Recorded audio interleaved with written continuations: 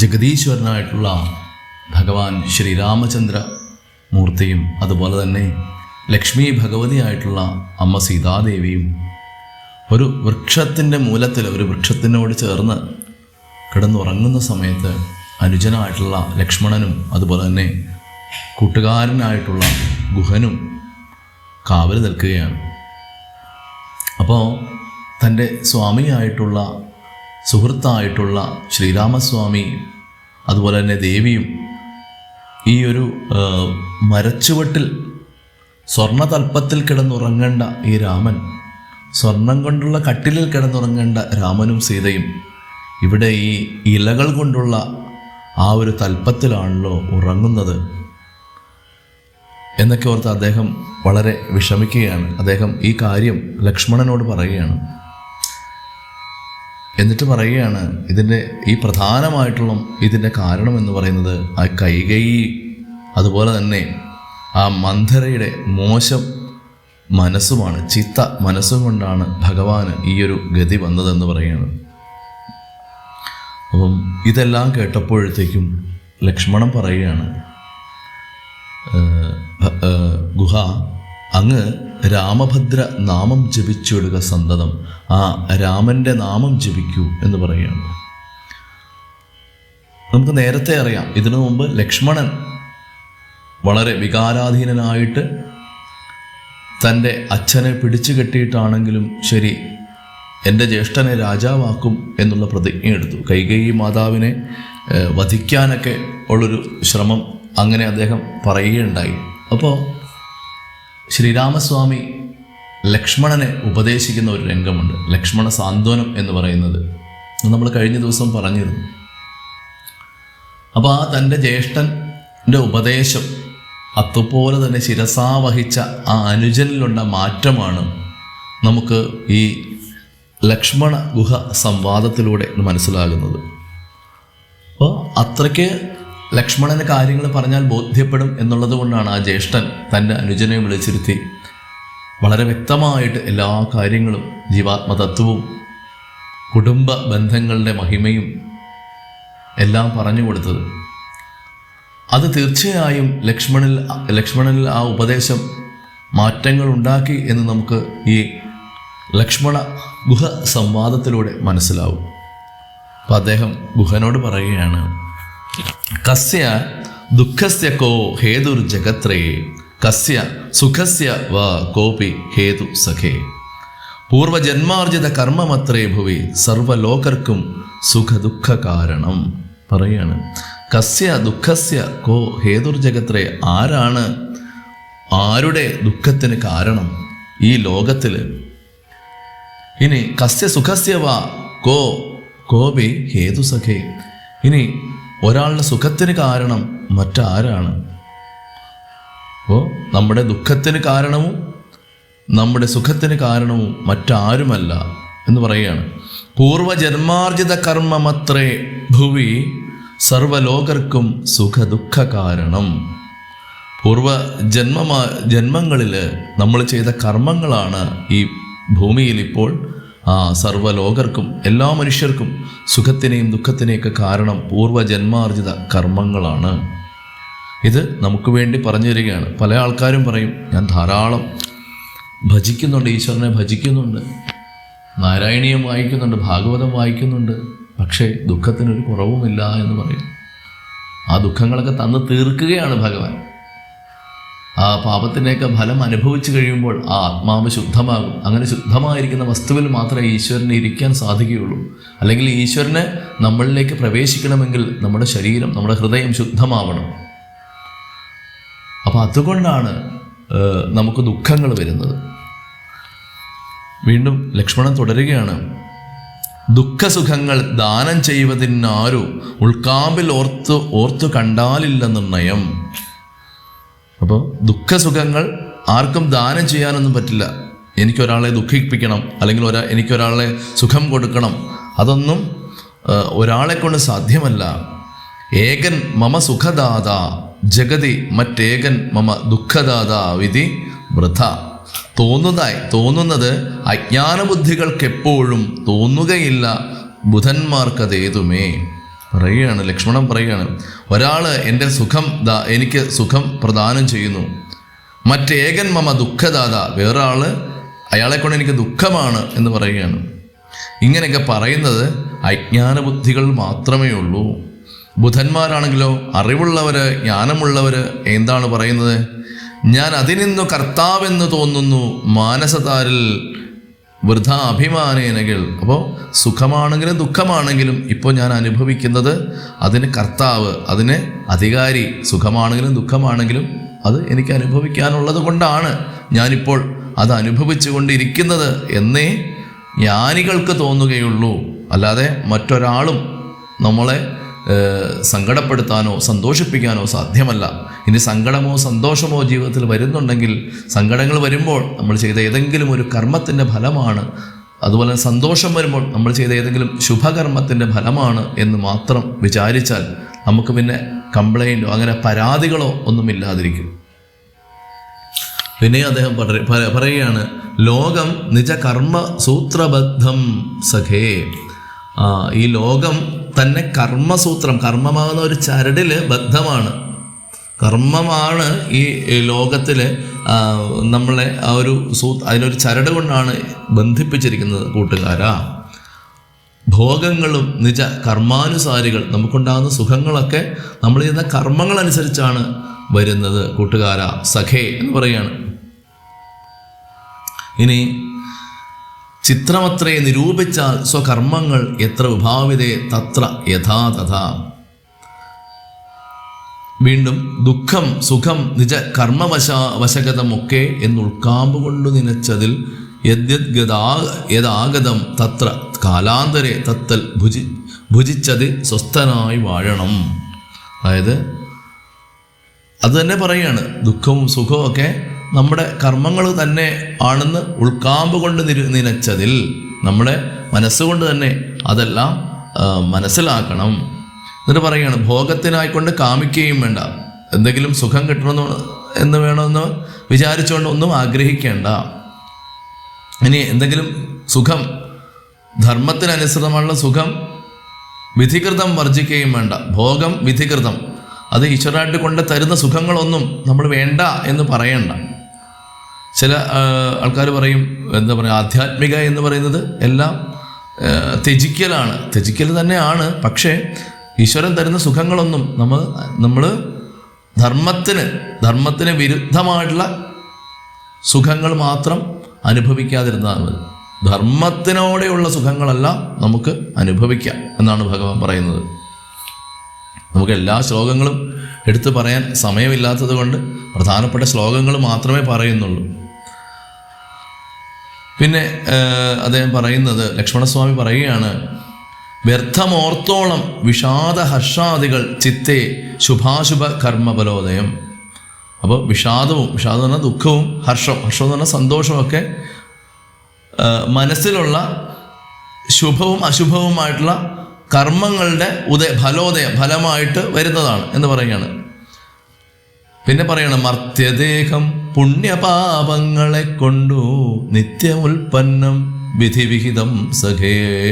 ഈ മനുഷ്യൻ്റെ ശരീരം എന്ന് പറയുന്നത് ആ ഒരു ഉൽപ്പന്നം എന്ന് പറയുന്നത്, മർത്യൻ്റെ ശരീരം ആകുന്ന ആ ഒരു ഉൽപ്പന്നം പുണ്യപാപങ്ങളെ കൊണ്ട് ഉണ്ടാക്കിയതാണ് ഈ ശരീരം. അപ്പോൾ നമ്മൾ ചെയ്തിട്ടുള്ള പുണ്യവും അതുപോലെ തന്നെ നമ്മൾ ചെയ്ത പാപങ്ങളും അനുഭവിക്കുന്നതിന് വേണ്ടിയിട്ടുള്ള ഒരു ഉൽപ്പന്നമാണ് ഈ ശരീരം സഖേ എന്ന് പറയുകയാണ്. ഇനി സൗഖ്യ ദുഃഖങ്ങൾ, ഇനി നമുക്ക് നല്ല സുഖമുള്ള ഒരു കാലത്ത്, അല്ലെങ്കിൽ നമ്മൾ എല്ലാവിധ സമ്പൽ സമൃദ്ധിയുമായ ഒരു ആരോഗ്യ സൗഖ്യവുമായിട്ട് ഇരിക്കുന്ന ആ ഒരു സമയത്ത് നമ്മൾ ഏതെങ്കിലും ചെയ്ത നല്ല കർമ്മങ്ങളുടെ ഫലമായിട്ടാണ് നമുക്കങ്ങനെ സുഖമുണ്ടാകുന്നത്. ഇനി ദുഃഖം വരുന്നതോ, നമ്മൾ ചെയ്ത ഏതോ മോശം കർമ്മത്തിൻ്റെ ഫലമായിട്ടാണ് നമ്മൾ ദുഃഖം അനുഭവിക്കുന്നത്. ഇത് സഹജമാണ്, അതെല്ലാവരും അനുഭവിച്ച് തീരുകയുള്ളൂ. ഇത് നീക്കാവതല്ല ആസുരന്മാരാലും, ഇത് ദേവന്മാരാലും അസുരന്മാരാലും ഒന്നും നമ്മുടെ സുഖവും ദുഃഖവും ഒന്നും ഇല്ലാണ്ടാക്കാൻ കഴിയുകയില്ല എന്നാണ് പറയുന്നത്. അപ്പോൾ എല്ലാവരും ചോദിക്കും, എന്തിനാണ് അപ്പോൾ പിന്നെ അമ്പലത്തിൽ പോകണം, ഭഗവാനെ ഭജിക്കണം എന്തിനാണ്, രാമായണം വായിക്കണം എന്തിനാണ് എന്നൊക്കെ ചോദിക്കും.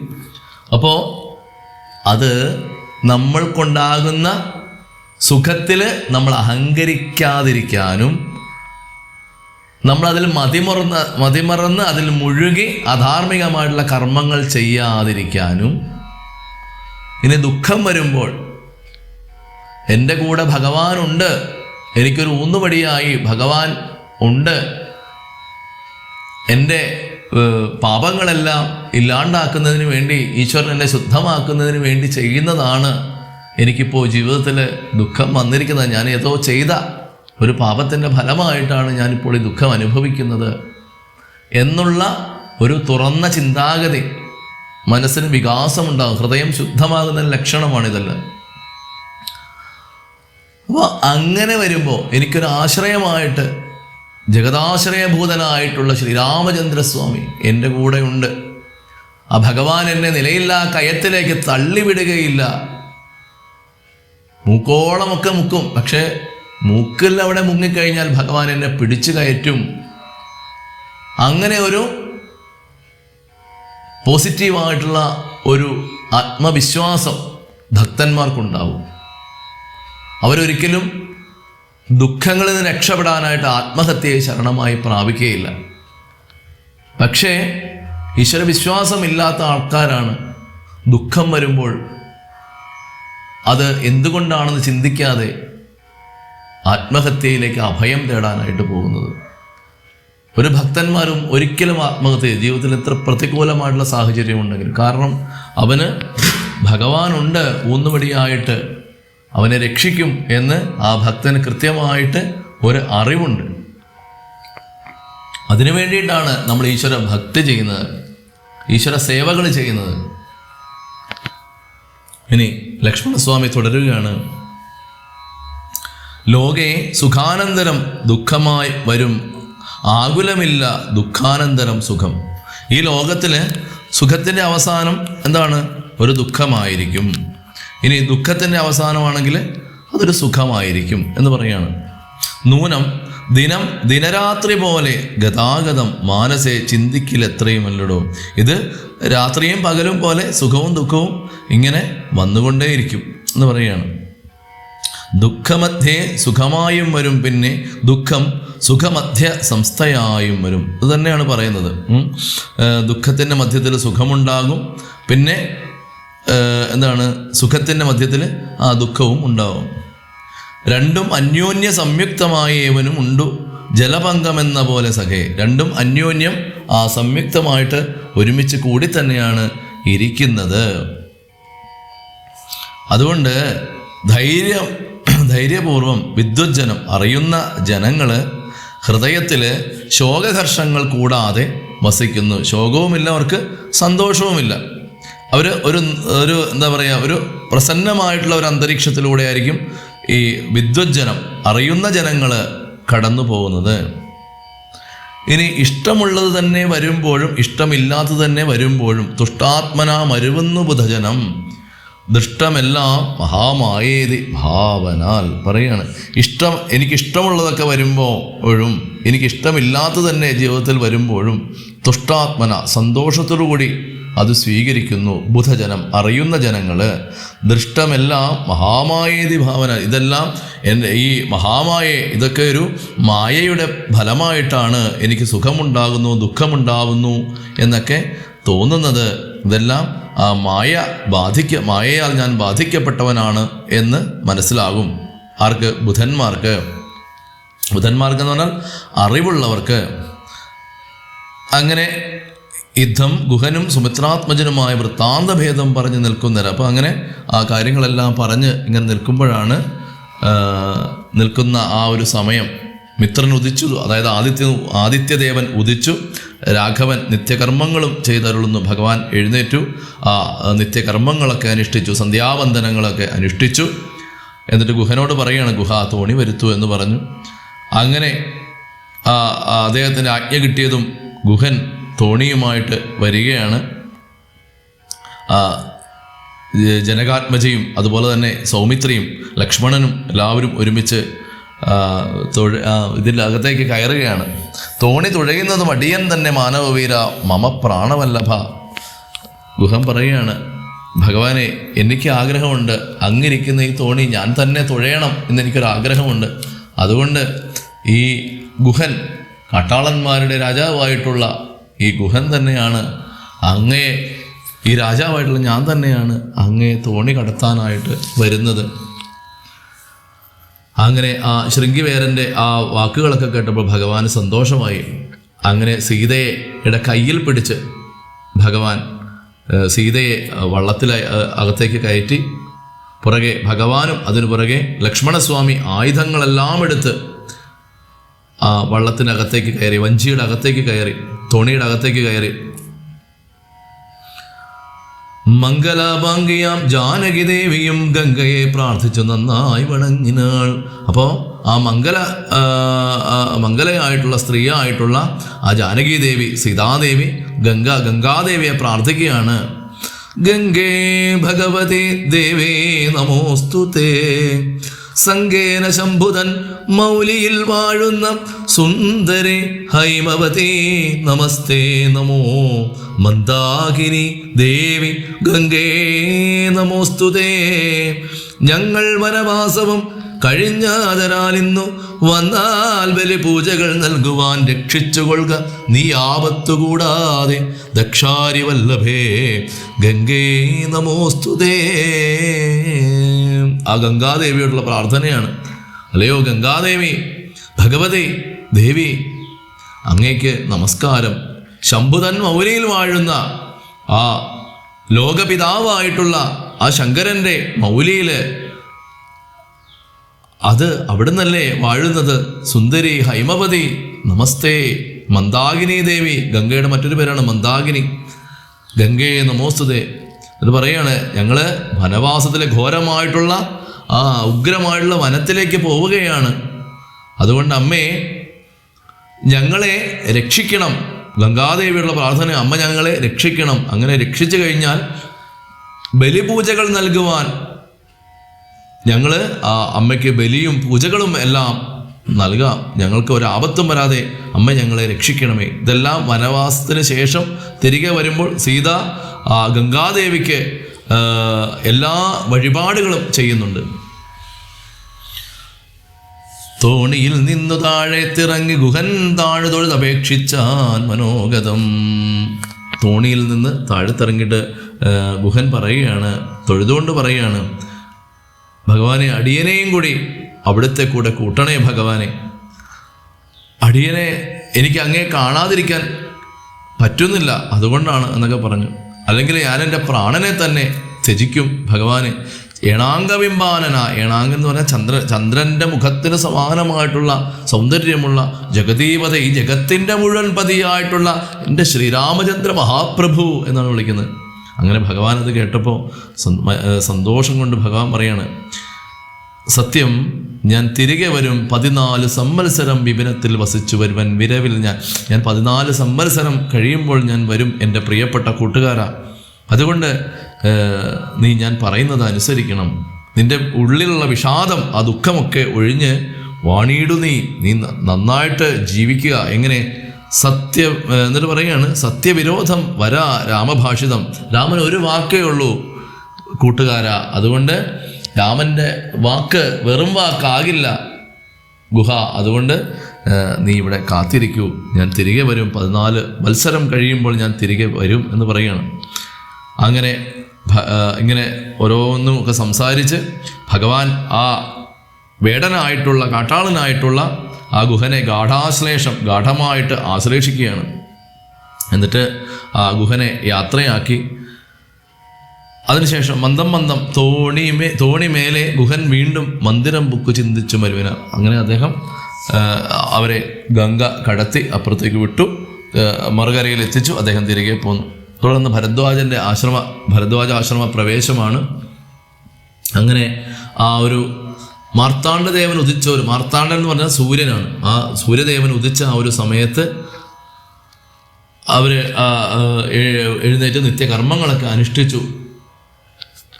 ചെന്നു ഭരദ്വാജനായ തപോധനൻ തന്ന ആശ്രമപദത്തിനടുത്താദരാൽ ചിത്തമോദത്തോടിരുന്നോരു നേരത്തു തത്ര കാണാ ഇതൊരു വടു തന്നെയും. അങ്ങനെ ആ ഭരദ്വാജ മഹർഷിയുടെ ആശ്രമത്തിൻ്റെ അടുത്തെത്തിയപ്പോഴത്തേക്കും അവിടെ ഒരു വടു എന്ന് പറഞ്ഞാൽ ബ്രഹ്മചാരി എന്നാണ് അർത്ഥം. അങ്ങനെ ആ ബ്രഹ്മചാരിയെ കണ്ടു. അപ്പോൾ ബ്രഹ്മചാരി എന്ന് പറഞ്ഞാൽ സന്യാസത്തിന് മുമ്പുള്ള ഭാവമാണ് ബ്രഹ്മചാരി. അപ്പോൾ ആ വാനപ്രസ്ഥത്തിന് മുമ്പുള്ള ഭാവമാണ് ആ ബ്രഹ്മചാരി. അതിനുശേഷമാണ് നമുക്ക് സന്യാസം കിട്ടുകയുള്ളൂ. അപ്പോൾ അദ്ദേഹം ആ ബ്രഹ്മചാരി ഭാവത്തിലിരിക്കുന്ന ഒരു വടുവിനെ കണ്ടു. അപ്പോൾ രാഘവൻ പറയുകയാണ്, അങ്ങ് ചെന്ന് മുനിയോട് അങ്ങ് പറയണം, രാമൻ ദശരഥനന്ദനുണ്ടു തൻ ഭാമിനിയോടും അനുജനോടും വന്നു പാർത്തിരിക്കുന്നിതുടജാന്തികെ എന്ന വാർത്ത വൈകാതെ ഉണർത്തിക്ക എന്നപ്പോൾ പറയുകയാണ്, ഞാൻ ദശരഥൻ നന്ദനായിട്ടുള്ള ശ്രീരാമനും തൻ്റെ അനുജനായിട്ടുള്ള ലക്ഷ്മണനോടും ഭാര്യയായിട്ടുള്ള സീതയോടും കൂടി അങ്ങയെ കാണാനായിട്ട് ഇവിടെ അവസരം നോക്കിയിരിക്കുകയാണ് എന്ന് ഒന്ന് അറിയിക്കണം എന്ന് പറഞ്ഞു. അപ്പോൾ ആ ബ്രഹ്മചാരി ഉടൻ തന്നെ ഓടിച്ചെന്നിട്ട് പറയുകയാണ്, ആശ്രമോപാന്തേ ദശരഥപുത്രനു ഉണ്ട് ആശ്രിത വത്സരാ പാർത്തിരുത്തിയിടുന്നു. ഭഗവാനെ, ആ ദശരഥപുത്രൻ അങ്ങേ കാത്തിരിക്കുകയാണ് എന്ന് പറഞ്ഞു. അപ്പോൾ ഭരദ്വാജന് ഇത് കേട്ടപ്പോഴത്തേക്കും ഭരദ്വാജ മഹർഷിക്ക് വളരെ സന്തോഷമായി. തൻ്റെ ഭഗവാൻ വന്നിരിക്കുകയാണ്, എത്രയോ കാലങ്ങളായിട്ട് താനിവിടെ നോക്കിയിരിക്കുകയാണ് എന്ന് വിചാരിച്ച് ഊട്ടിച്ചെന്ന് ഭഗവാനെ കൂട്ടിക്കൊണ്ടുവന്ന് അർഘ്യ പാദ്യാദികളെല്ലാം സമർപ്പിച്ചു. എന്നിട്ട് ലക്ഷ്മണനെയും സീതാദേവിയെയും രാഘവനെയും പൂജിക്കുകയാണ്. എന്നിട്ട് ഒരു സ്തുതിയാണ്, ദൃഷ്ട്വാരമാവരം രാമം ദയാപരം തുഷ്ട്വാ പരമാനന്ദാബ്ധോ മുഴുകിനാൻ ദാശരഥിയും ഭരദ്വാജപാദങ്ങളാശു വണങ്ങിനാൻ ഭാര്യാനുജാന്യുതം. അങ്ങനെ ദാശരഥി, അതായത് ശ്രീരാമചന്ദ്രൻ ഭരദ്വാജൻ്റെ പാദങ്ങളിൽ വീണ് നമസ്കരിക്കുക. എന്നിട്ട് ആശീർവചനങ്ങളൊക്കെ അരുളി ചെയ്തു.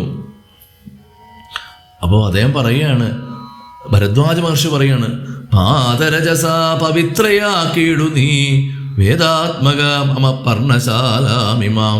അങ്ങയുടെ ആ പാദത്തിൽ പറ്റിയിട്ടുള്ള പൊടി കൊണ്ട് എൻ്റെ ആശ്രമവും പവിത്രമാകട്ടെ ഭഗവാനെ എന്ന് പറയുകയാണ്. നിന്നോടു സംഗമമുണ്ടാക കാരണം ഇന്നു വന്നു തപസ്സാഫല്യമൊക്കവേ.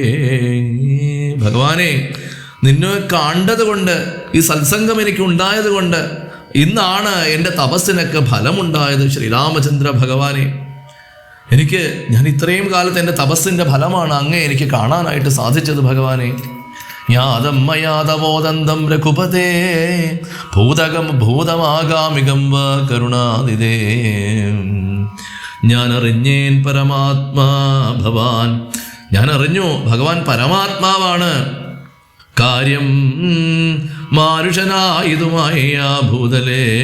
ഭഗവാൻ മനുഷ്യനായത്, ഭൂമിയിൽ മനുഷ്യനായിട്ട് വന്ന് അവതരിച്ചത് ബ്രഹ്മദേവൻ പണ്ടു സംപ്രാർത്ഥിതനാകയാൽ ജന്മമുണ്ടായതു യാതൊന്നിനെന്നതും കാനനവാസാവകാശമുണ്ടായതും ഞാൻ അറിഞ്ഞിടിനേ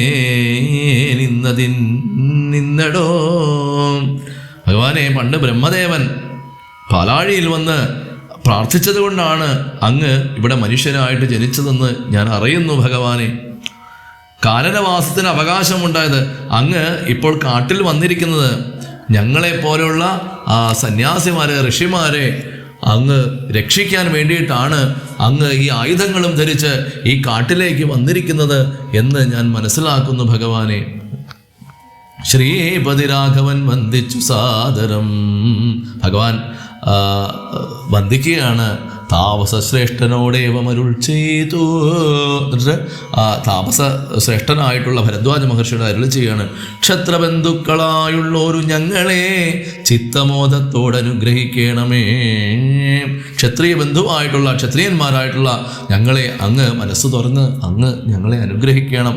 ലോകപാലനാണ്, ജഗത് പിതാവാണ്, ജഗത് പാലകനാണ് ഈ പറയുന്നത്. അദ്ദേഹത്തിൻ്റെ ആ ഒരു മനസ്സിൻ്റെ ആ ഒരു വലിപ്പം, അദ്ദേഹത്തിൻ്റെ ആ ഒരു നിഷ്കളങ്കത്വം, ഈശ്വരൻ അല്ലേ, എന്നിട്ടുകൂടി ആ ഋഷിമാരുടെ അടുത്ത്, ആ ബ്രഹ്മത്തെ അറിയുന്നവരുടെ മുമ്പിൽ അദ്ദേഹത്തിൻ്റെ ആ ഒരു വിനയം മനസ്സിലാക്കണം. യുദ്ധം അന്യോന്യഭാഷണവും ചെയ്തു തത്ര കഴിഞ്ഞിതു രാത്രി മുനിയുമായി. അങ്ങനെ ആ രാത്രി മുഴുവനും അവർ തമ്മിൽ സംസാരിച്ചു. അങ്ങനെ ആ രാത്രി അവിടെ കഴിച്ചുകൂട്ടി. തുടർന്ന് വാൽമീകി ആശ്രമ പ്രവേശമാണ് ഉള്ളത്. നമ്മുടെ അടുത്ത ഭാഗം പറയേണ്ടത്. അങ്ങനെ രാവിലെ എഴുന്നേറ്റ് സന്ധ്യാവന്ദനങ്ങളൊക്കെ കഴിഞ്ഞു. ചിത്രകൂടാദ്രിയെ പ്രാപിച്ചു ജവാൽ. അതായത് ഇനി ചിത്രകൂടത്തിലേക്കാണ് ഭഗവാൻ പോകുന്നത്. അവിടെ വാൽമീകി മഹർഷിയുടെ ആശ്രമമുണ്ട്, അങ്ങോട്ട് പോവുകയാണ്. ഉത്തമ വൃക്ഷ ലതാ പരിശോഭിതം നിത്യകുസുമ ഫലതല സംയുതം. ആ നല്ല ഉത്തമ വൃക്ഷങ്ങളൊക്കെയുള്ള ആ ലതാപരിശോഭിത നല്ല വള്ളികളൊക്കെ ആയിട്ട് വളരെ പരിശോഭിതമാണ് അദ്ദേഹത്തിൻ്റെ ആശ്രമം എന്ന് പറയുന്നത്. നിത്യകുസുമ ഫലതല സംയുതം. ആ നല്ല കുസുമങ്ങളായിട്ടുള്ള ആ ഫലങ്ങളും ദളങ്ങളും ഒക്കെ ആയിട്ടുള്ള സംയുക്തമായിട്ടാണ് ആ ആശ്രമം ഇരിക്കുന്നത്. അങ്ങനെ ആ വാൽമീകി മഹർഷിയെ കണ്ട് ഭഗവാൻ നമസ്കരിച്ചു. അപ്പോൾ വാൽമീകി മഹർഷി അദ്ദേഹത്തെ സ്തുതിക്കുകയാണ്. രാമം രമാവരം വീരം മനോഹരം കോമളം ശ്യാമളം കാമദം മോഹനം. ആ രമാവരനായിട്ടുള്ള രാമനായിട്ടുള്ള വീരനായിട്ടുള്ള മനോഹരനായിട്ടുള്ള ആ കോമളവും ശ്യാമളവുമായിട്ടുള്ള കാമദം ആര് കണ്ടാലും മോഹിച്ചു പോകുന്ന മോഹന രൂപമായിട്ടുള്ള ഭഗവാനെ. കന്ദർപ്പ സുന്ദരം ഇന്ദീവരക്ഷണം. കോടി സൂര്യന്മാരുടെ കന്ദർപ്പൻ കാമദേവന്മാരുടെ സൗന്ദര്യമുള്ള ഇന്ദ്രാദി ദേവന്മാർ പോലും ഇന്ദ്രാദി വൃന്ദാരകൈർ അഭിവന്ദിതം. ഇന്ദ്രാദി ദേവന്മാരും ദിക്പാലകന്മാരുമൊക്കെ വന്ദിച്ച് സ്തുതിക്കുന്ന ആ ഭഗവാനെ. ബാണതൂണീരധനുദ്ധരം വിഷ്ടപം ത്രാണനിപുണം ജടാമകുടോജ്വലം. ആ ബാണവും തുണീരവും ഒക്കെ ആയിട്ടിരിക്കുന്ന ഭഗവാനെ കാണാൻ കഴിഞ്ഞത് എൻ്റെ ഭാഗ്യമാണ് എന്ന് പറയാണ്. നാരായണം പരമാനന്ദ വിഗ്രഹം കാരുണ്യപീയൂഷസാഗരം മാനുഷം. നാരായണനാണ് ഭഗവാൻ, പരമാനന്ദ വിഗ്രഹനാണ്, പരമാനന്ദമാണ്. പരമാനന്ദം ആ ആനന്ദം സ്വരൂപമായിട്ടുള്ള വിഗ്രഹത്തിൻ്റെ രൂപത്തിലാണെങ്കിൽ അത് രാമനാണ് എന്ന് പറയുകയാണ്. കാരുണ്യപീയൂഷത്തിൻ്റെ ഒരു സാഗരമാണ് ഭഗവാൻ. മാത്രമല്ല ഇപ്പോൾ ആ ഭഗവാൻ നാരായണൻ മനുഷ്യനായിട്ട് വന്നിരിക്കുന്നു. പൂജയിത്വാ ജഗത് പൂജ്യം ജഗന്മയം. പൂജയിത്വ ആ ജഗത് പൂജ്യനായിട്ടുള്ള ഭഗവാനെ പൂജ ചെയ്യുകയാണ്, ആദരിക്കുകയാണ്. രാജീവലോചനം രാജേന്ദ്രശേഖരം. ആ താമര ഇതൾ പോലെയുള്ള കണ്ണുകളോടുകൂടിയ ആ ഭഗവാനെ ഞാൻ നമസ്കരിക്കുന്നു. എന്നിട്ട് ഭക്തി പൂണ്ടർഘ്യവാദ്യാദികൾ കൊണ്ടത് മുക്തിപ്രദനായ നാഥനുസാദരം. ആ ഭക്തി പൂണ്ട് ആ പാദ്യവും അർഘ്യാദികളെല്ലാം സമർപ്പിച്ചു. എന്നിട്ട് മധു ഫലമൂലങ്ങളൊക്കെ നിവേദിച്ചു ഭോജനാർത്ഥം മുതാ. ഭഗവാന് ആ കാട്ടിലുള്ള പഴങ്ങൾ എന്തൊക്കെയാണുള്ളത് അതൊക്കെ ആ ഭഗവാന് ഭക്ഷിക്കാനായിട്ട് കൊടുക്കുകയാണ്. അപ്പോൾ രാമൻ പറയുകയാണ്, അല്ലയോ മഹർഷി, അങ്ങേക്ക് അറിയാമല്ലോ, താതാജ്ഞ അച്ഛൻ്റെ ആജ്ഞ പാലിക്കുന്നതിന് വേണ്ടിയിട്ടാണ് ഞാൻ എൻ്റെ സോദരനോടും ജനകാത്മജയോടും കൂടി ഇവിടെ ഈ വനത്തിൽ വന്നത്. അങ്ങേക്ക് എൻ്റെ കാരണമൊക്കെ ഞാൻ പറയാതെ തന്നെ അറിയാമല്ലോ എന്നൊക്കെ പറയാണ്. എന്നിട്ട് ചോദിക്കുകയാണ്, യാതൊരിടത്ത് സുഖേന വസിക്കാവൂ സീതയോടും കൂടെ എന്നരുൾ ചെയ്യണം. ഭഗവാൻ പറയാണ്, എനിക്ക് എവിടെയാണ് സുഖമായിട്ട് കുറച്ചു കാലം ഈ കാട്ടില് ഒരു പർണശാലയൊക്കെ കെട്ടി എനിക്ക് എവിടെയാണ് താമസിക്കാൻ പറ്റുന്ന ഒരു സ്ഥലം അങ്ങ് എവിടെയാണെന്ന് എന്നോട് പറയണം. ഈ ദിക്കിലൊട്ടുകാലം വസിച്ചിടുവാൻ ചിത്തേ പെരുകയുണ്ടാശ മഹാമുനെ. എനിക്ക് ഈ സ്ഥലം വളരെ അങ്ങോട്ട് ഇഷ്ടപ്പെട്ടു. അതുകൊണ്ട് ചിത്രകൂടത്തിൽ എനിക്ക് കുറച്ചു കാലം താമസിക്കാൻ ആഗ്രഹമുണ്ട് മഹാമുനെ എന്ന് പറയാണ്. മാത്രമല്ല, ഇങ്ങനെയുള്ള ദിവ്യന്മാരിരിക്കുന്ന മംഗലദേശങ്ങൾ മുഖ്യവാസോചിതം. അങ്ങേപോലുള്ള ആ ദിവ്യന്മാരായിരിക്കുന്ന ദേശങ്ങൾ അത് മംഗലദേശങ്ങൾ. അതായത് അവിടെ മംഗളം മാത്രമേ അങ്ങേപോലുള്ള ഋഷിമാർ വസിക്കുന്ന ദേശത്തിൽ വസിച്ചു കഴിഞ്ഞാൽ അവിടെ മംഗളം മാത്രമേ ഉണ്ടാവുകയുള്ളൂ. അത് വാസോചിതമാണ്, അത് വസിക്കാൻ ഏറ്റവും ഉചിതമാണെന്ന് ഭഗവാൻ പറയുകയാണ്. എന്നതു കേട്ടു വാൽമീകി മഹാമുനി മന്ദസ്മിതം ചെയ്ത് ഈ വണ്ണമരുൾ ചെയ്തു. ഇത് കേട്ടപ്പോൾ വാൽമീകി അദ്ദേഹത്തിന് മറുപടി പറയുകയാണ്. സർവലോകങ്ങളും നിങ്കൽ വസിക്കുന്നു, സർവലോകേഷു നീയും വസിച്ചിടുന്നു. ഭഗവാനെ, സർവലോകങ്ങളും നിന്നിലാണ് എല്ലാ ലോകങ്ങളും ഇരിക്കുന്നത് അല്ലേ? ഭഗവാൻ ശ്രീകൃഷ്ണനായി വന്ന സമയത്ത് യശോദാദേവി അല്ലേ, ഉണ്ണിക്കണ്ണ നീ മണ്ണ് തിന്നില്ലേ?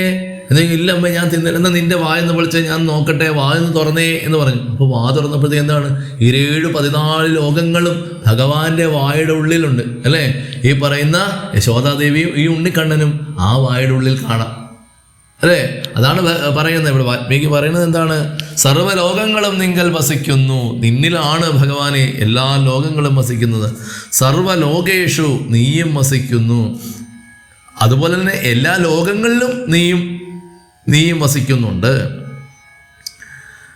മാത്രമല്ല സീതാസഹിതനായി വാഴ്വാൻ ഇന്നൊരു ദേശം വിശേഷണ ചോദിക്ക കാരണം.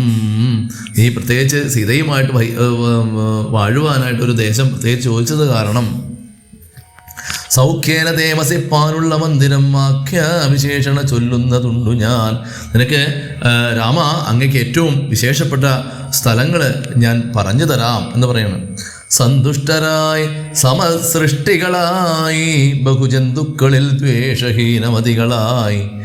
സന്തുഷ്ടന്മാരായിട്ട് സമദൃഷ്ടികളായി ബഹുജന്തുക്കളിൽ, അതായത് ഏതു ജന്തുവിനെ കണ്ടു കഴിഞ്ഞാലും തന്നെ പോലെ തന്നെ സമസൃഷ്ടി, എന്നെ പോലെ തന്നെ ഒരു സൃഷ്ടിയാണ് ആ ജന്തുവും അല്ലെങ്കിൽ ആ ജീവിയും എന്ന് ദ്വേഷഹീനമതികളായിട്ടുള്ള, മനസ്സിൽ ദ്വേഷം വിചാരിക്കാത്തുള്ള അങ്ങനെയുള്ള ആ ഒരു മനസ്സുള്ളവർ, ശാന്തരായി നിന്നെ ഭജിപ്പവർ തമ്മുടെ, അവർ എപ്പോഴും ശാന്തന്മാരാണ്. അങ്ങനെ നിന്നെ ഭജിപ്പവർ തമ്മുടെ സ്വാന്തം എന്ന് പറഞ്ഞാൽ അവരുടെ ഹൃദയം നിനക്ക് സുഖവാസമന്ദിരം. അത് നിനക്ക് നീ അങ്ങനെയുള്ള സ്ഥലങ്ങളിലേ നീ വസിക്കുകയുള്ളൂ ഭഗവാനെ. സൃഷ്ടികളെ ഒരേപോലെ കാണുന്ന, ജന്തുക്കളിൽ ദ്വേഷഹീനം ഇല്ലാത്ത, ശാന്തരായിട്ടുള്ള, എപ്പോഴും നിന്നെ മാത്രം ഹൃദയത്തിൽ കൊണ്ട് നടക്കുന്ന ആൾക്കാരുടെ ഹൃദയമാണ് നിന്റെ ഏറ്റവും സുഖവാസമായിട്ടുള്ള മന്ദിരം, അല്ലാതെ രാജകൊട്ടാരമല്ല.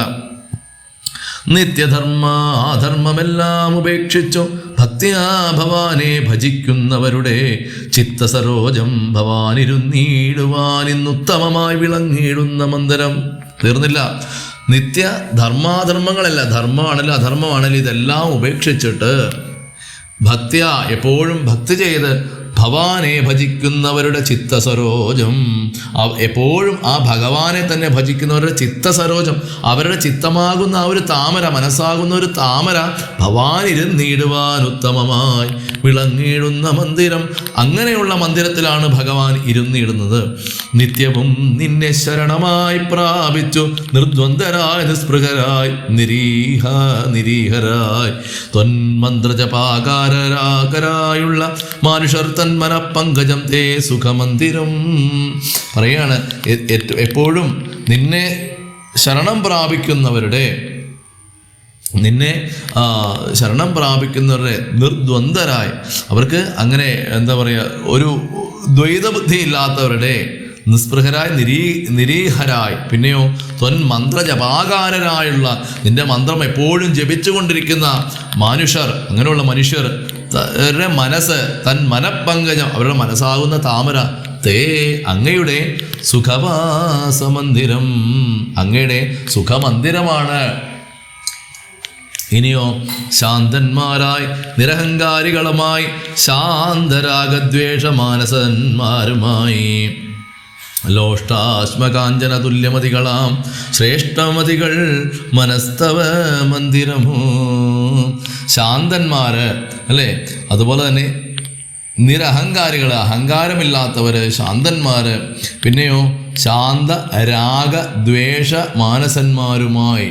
എന്താണ് ശാന്തന്മാർ അല്ലെങ്കിൽ രാഗമുള്ളവർ, ഏതെങ്കിലും ഒരു കാര്യത്തോട് അനുരാഗം, അതായത് എനിക്ക് എപ്പോഴും അത് വേണം, ഒന്നിനെ തന്നെ ചിന്തിച്ചുകൊണ്ടിരിക്കുക. ദ്വേഷം, ഒന്നിനോടും ദ്വേഷമില്ലാത്തവർ, അങ്ങനെയുള്ള. പിന്നെ എന്താണ് ലോഷ്ടാസ്മര കാഞ്ചന തുല്യമതികൾ, അതായത് സ്വർണവും മണ്ണും കല്ലും ഒരുപോലെ എന്ന് കരുതുന്നത്. ലോഷ്ടാശ്മ കാഞ്ചന തുല്യമതികളാം, അതവർക്ക് സ്വർണം കണ്ടാലും കല്ല് കണ്ടാലും മണ്ണ് കണ്ടാലും എല്ലാം ഒരുപോലെയാണ്. അങ്ങനെയുള്ളവരുടെ മനസ്സും നിന്റെ മന്ദിരമാണ്. നീ എപ്പോഴും അങ്ങനെയുള്ളവരുടെ ഹൃദയത്തിലാണ് നിന്റെ സുഖവാസ മന്ദിരം. പിന്നെയോ നിങ്കൽ സമസ്ത കർമ്മങ്ങൾ സമർപ്പിച്ചു നിങ്കലേ ദത്തമായൊരു മനസ്സോടും, അതായത് എല്ലാ കർമ്മങ്ങളും, പുണ്യകർമ്മമാണെങ്കിലും പാപകർമ്മങ്ങളാണെങ്കിലും എന്ത് കർമ്മമാണെങ്കിലും ചെയ്യുന്നതെല്ലാം നീ സന്തോഷിക്കണം ഭഗവാനെ എന്ന് നിന്നിലേക്ക് സമർപ്പിച്ച് ദത്തമായ ഒരു മനസ്സോടും ഈ മനസ്സ് ഭഗവാൻ കൊടുത്തിരിക്കുകയാണ്. എന്നിട്ട് അവരെന്ത് ചെയ്യും? സന്തുഷ്ടരായി മരുവുന്നവർ മാനസവും. എന്നിട്ട് അവർ സന്തുഷ്ടരായിട്ടാണ് ജീവിക്കുന്നത്. സന്തതം തേ സുഖവാസ മന്ദിരം. അങ്ങനെയുള്ളവരുടെ ഹൃദയവും ഭഗവാനെ അങ്ങയുടെ സുഖവാസ മന്ദിരമാണ്. ഇനിയോ ഇഷ്ടം ലഭിച്ചിട്ടു സന്തോഷമില്ലൊട്ടും, ഇഷ്ടേതരാപ്തിക്കനുതാപവുമില്ല, സർവവും മായേതി നിശ്ചിത്യ വാഴുന്ന ദിവ്യമനസ്തവവാസായ മന്ദിരം. ഇഷ്ടം ലഭിച്ചിട്ടു സന്തോഷമേ, അതായത് കുറേ നല്ല കാര്യങ്ങൾ വന്നു ജീവിതത്തിൽ, അതിൽ പ്രത്യേകിച്ച് സന്തോഷമൊന്നുമില്ല. ഇനി ഇഷ്ടേതരാപ്തിക്ക് അനുതാപവുമില്ല, ഇനി വിചാരിച്ചതൊന്നും നടന്നില്ല, എല്ലായിടത്തും നിരാശയായിപ്പോയി, ദുഃഖമാണ് വന്നത്. അപ്പോൾ അതിലും പ്രത്യേകിച്ച് ഭാവമാറ്റമൊന്നുമില്ല, ദുഃഖവുമില്ല. എന്നാൽ ദുഃഖം വരുമ്പോൾ ദുഃഖിക്കുന്നുമില്ല, സന്തോഷം വരുമ്പോൾ അതിന് കടന്ന് സന്തോഷിക്കുന്നുമില്ല. ഒരു പ്രസന്നമായിട്ടുള്ള ഒരു ചിത്തം, ഒരേ അവസ്ഥയിൽ ഒരു സമ്യക്കായിട്ട് നിൽക്കുന്ന ഒരവസ്ഥ. എന്നിട്ട് പറയുകയാണ് സർവവും മായേതി നിശ്ചിത്യ, ഇതെല്ലാം മായയാണ്. ഇന്ന് സുഖമാണെങ്കിൽ നാളെ ദുഃഖമായിരിക്കും, അല്ലെങ്കിൽ ഇന്ന് ദുഃഖമാണെങ്കിൽ നാളെ സുഖമുണ്ടാവും. അപ്പോൾ ഈ കാണുന്നതെല്ലാം മായയാണ് എന്ന് നിശ്ചയിച്ചിട്ട് വാഴുന്ന ദിവ്യമനസ്തവ വാസായ മന്ദിരം. അങ്ങനെയുള്ള ദിവ്യമനസ്സാണ്, ദിവ്യ മനസ്സുള്ളവർ അങ്ങയുടെ അങ്ങ് വസിക്കുന്ന മന്ദിരമാണ്. ഇനി ഷഡ്ഭാവഭേദവികാരങ്ങളൊക്കെയും ഉൾപ്പൂവിൽ ഓർക്കിലോ ദേഹത്തിനേയുള്ളൂ, ഉൾപ്പൂവിൽ ഓർക്കിലോ ദേഹത്തിനേയുള്ളൂ. ഷഡ്ഭാവങ്ങൾ കാമക്രോധ ലോഭ മോഹമത മാത്സര്യാദികൾ, ഇതാണ് ഷഡ്ഭാവ വികാരങ്ങൾ. ഇത് അതുപോലെ തന്നെ ജനനം ജര മരണം വാർദ്ധക്യം ഇതുപോലുള്ള വികാരങ്ങൾ, ഇതൊക്കെ എന്താണ്? ഇതൊക്കെ ശരീരത്തിനേ ഉള്ളൂ, ദേഹത്തിനേ ഉള്ളൂ. ഇതൊന്നും ആത്മാവിനെ ഇതൊന്നും ബാധിക്കുകയില്ല. ക്ഷുത്രട് ഭയ സുഖ ദുഃഖാദി സർവവും ചിത്തേ വിചാരിക്കില്ല ആത്മാവിനില്ലേതും.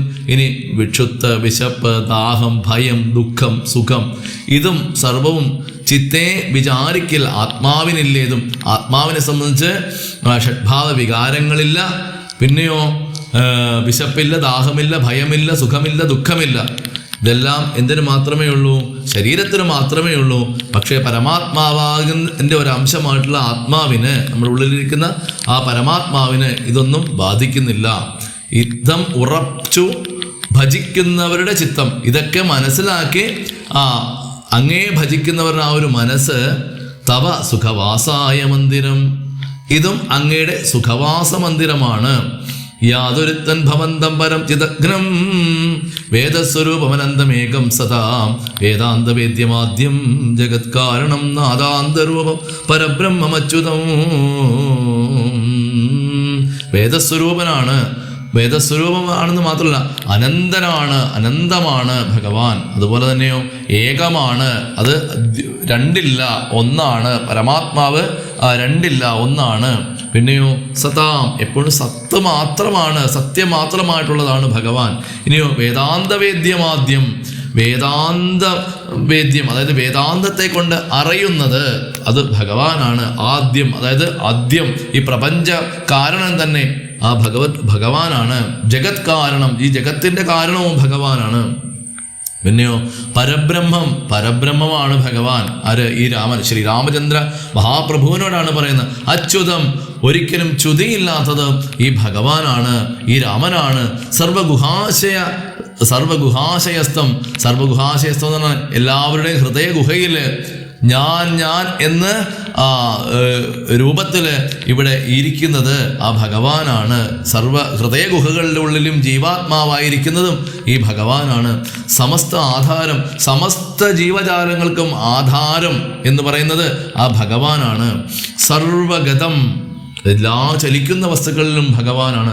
പരമാത്മാനം, പരമാത്മാവാണ്. അലേപകം, യാതൊരുവിധ അലേപകമായിട്ടുള്ള വസ്തുവാണ് ഭഗവാൻ. വാസുദേവം, വസു എന്ന് പറഞ്ഞാൽ ജീവൻ. അപ്പോൾ വാസുദേവൻ എന്ന് പറഞ്ഞാൽ എല്ലാ ജീവന്റെ ഉള്ളിലും ഇരിക്കുന്ന ആ ദേവനാണ് വാസുദേവം. വരദം, വരപ്രദനാണ്. വരേണ്യം, ഇനി എന്താണ്? ജഗദ്വാസിനാമാത്മന കാണുന്നതും സദാ തസ്യ ചിത്തേ ജനകാത്മജയാ സമം നിസ്സംശയം വസിച്ചിടുക ശ്രീപതേ. ഇങ്ങനെയൊക്കെ പറഞ്ഞ് ആ വാൽമീകി മഹർഷി അദ്ദേഹത്തോട് പറയാണ്, അങ്ങനെ അന്തർഗതനായി വസിക്ക നീ സീതയാ ചിന്തിത ചിന്താമണേ ദയാവാരിധേ എന്ന് പറഞ്ഞ് ഭഗവാനെ സ്തുതിച്ച് ഇന്നത്തെ പാരായണ ഭാഗങ്ങൾ വരെയുള്ള കഥകളാണ് നമ്മൾ പറഞ്ഞത്. കുറച്ച് ഓടിച്ചൊക്കെയാണ് നമുക്ക് പറയാൻ സാധിക്കുകയുള്ളൂ, കാരണം അല്ലെങ്കിൽ ഒത്തിരി സമയം എടുക്കും. എല്ലാവരും ജീവിത തിരക്കുകളോടെ ഓടുകയാണ്. ഇതിനിടയ്ക്ക് അല്പസമയം ഭഗവാന്റെ കഥകൾ കേൾക്കാനുള്ള ഒരു ഭാഗ്യം കിട്ടുകയാണെങ്കിൽ അത് ജീവിതത്തിൻ്റെ വലിയ പുണ്യമായിട്ട് മാറും. എല്ലാവർക്കും എല്ലാവിധ സമ്പൽ സമൃദ്ധിയും ആയുരാരോഗ്യ സൗഖ്യവും ഭഗവാൻ പ്രദാനം ചെയ്യട്ടെ എന്ന് പ്രാർത്ഥിക്കുന്നു. സർവം ശ്രീകൃഷ്ണ പാദാരവിന്ദാർപ്പണമസ്തു. ഹരിഹി ഓം തത്സത്. ഓം ശ്രീ സദ്ഗുരുഭ്യോ നമഃ.